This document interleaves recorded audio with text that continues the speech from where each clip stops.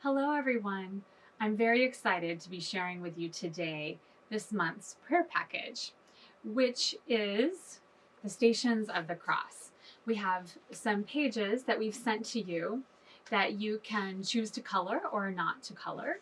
And we've enclosed the materials for you to make this into a bound book, as well as some extras. So I'll show you everything that we have for you.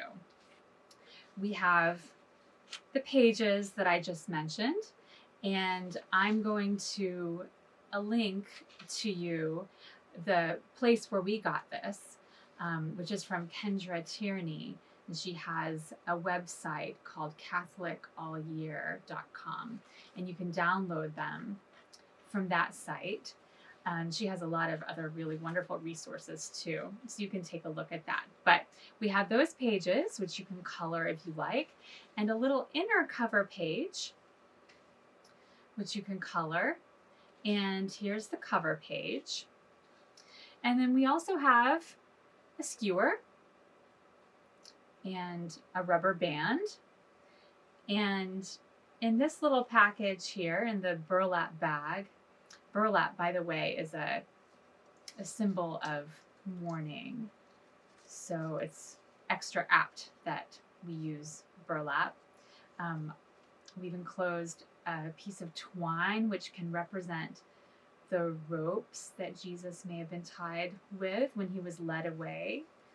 And I enclosed 2 nails, which represent the nails that he was nailed to the cross with.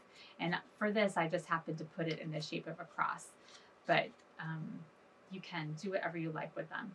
And then a little piece of white cloth that represents Jesus's own clothing that was taken from him. So that's what we have here. Let me show you how to put the book together. It's very simple.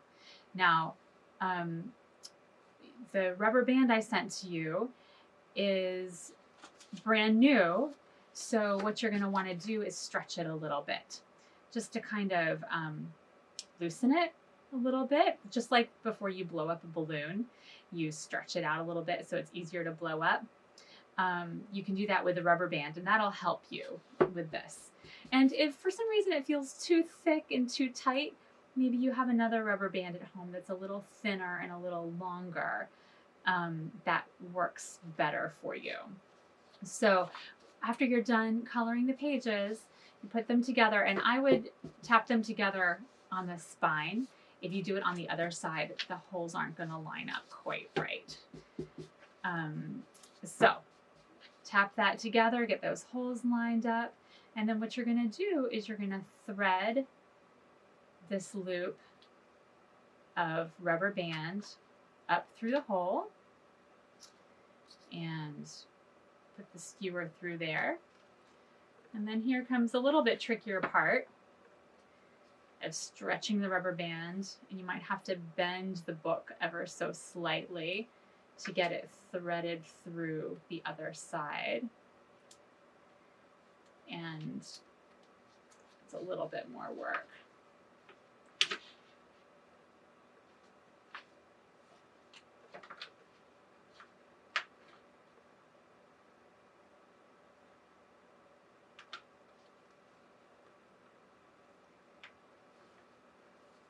There we go. I did it. And then you finagle that down.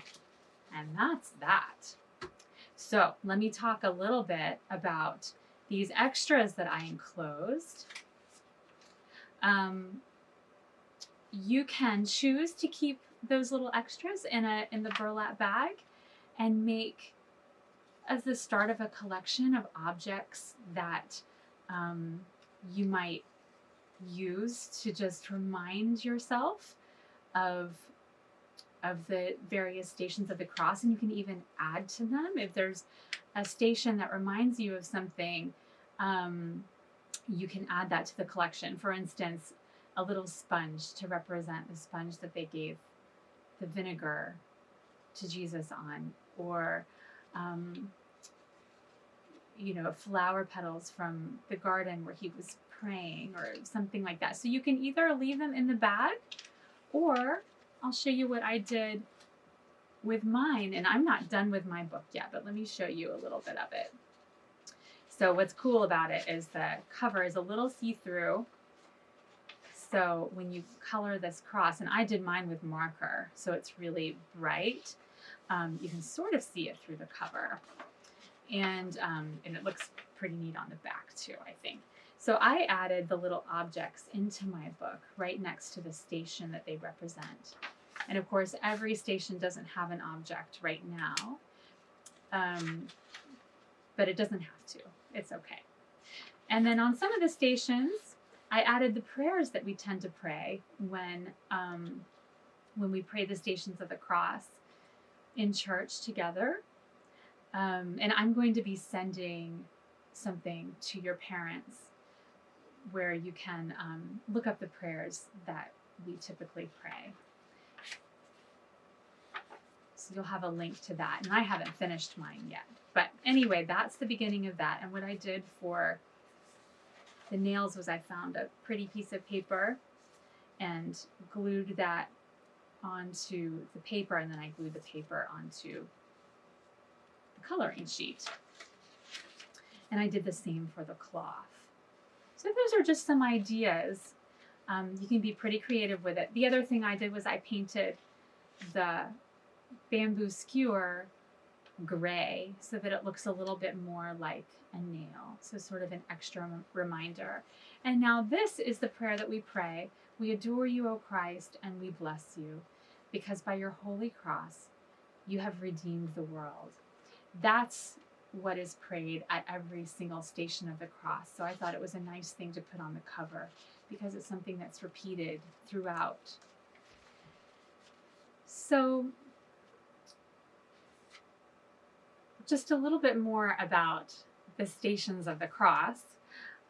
It was started as a way to replace an actual pilgrimage. So I would love for you to think about this as your own personal pilgrimage. So take your time with each page and place yourself into the scene and just kind of sink into that a little bit. It's your own personal pilgrimage.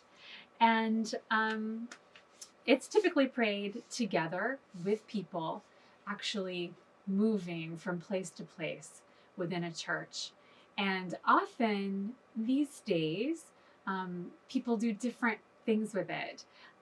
Sometimes groups of people will pray the Stations of the Cross around a neighborhood or even around a city. They'll go to a place where they feel like maybe something unjust happened, or where someone has suffered, and pray there. So, and the purpose of it is so that, first of all, to tell the story of what Jesus experienced and to remember his suffering on the way to the cross and on the cross, and also to remember that he is with us in our suffering, and to remember the suffering that happens around us as well. So those are some things that we can think about as we do this project. And I just wanted to read to you something that I came across. I thought it was a really nice story about the Stations of the Cross. And this comes from a book by Megan McKenna called The New Stations of the Cross. And the Stations of the Cross in here are a little bit different than what we do at St. Mark's, but I really like the introduction of this book as well as the body of it. But the introduction is especially beautiful, and I wanted to read you the story that she writes about.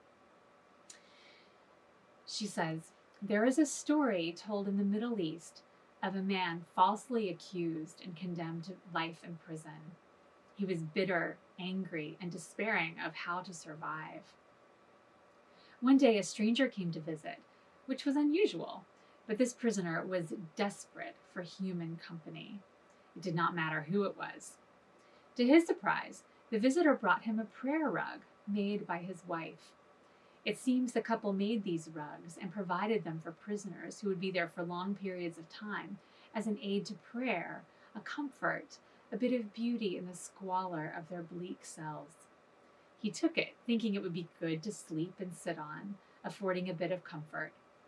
After a while, he started using it daily, kneeling and bowing and praying on it once, twice, up to 5 times a day. It became a necessity, something that sustained him and gave him hope. With time, he looked at that rug and knew every detail and intricate line in the weaving and the pattern. And one day while he prayed, he saw the rug. He saw it for what it was, a design of a lock, a pattern of tunnels, a map that he could use to find his way to freedom. They say he took it with him and walked out of his prison to live in freedom, forever grateful for the 2 strangers who gave him life again. So this is very much what we are given in the Stations of the Cross. It's a pattern, a blueprint for how to be in the midst of our own suffering and injustice, and in the injustice and suffering of others. And to know that we are on the way towards life and resurrection. So I hope you enjoy this project. I hope you find it to be meaningful and beautiful. And I would love to see pictures, so please send those along. Bye.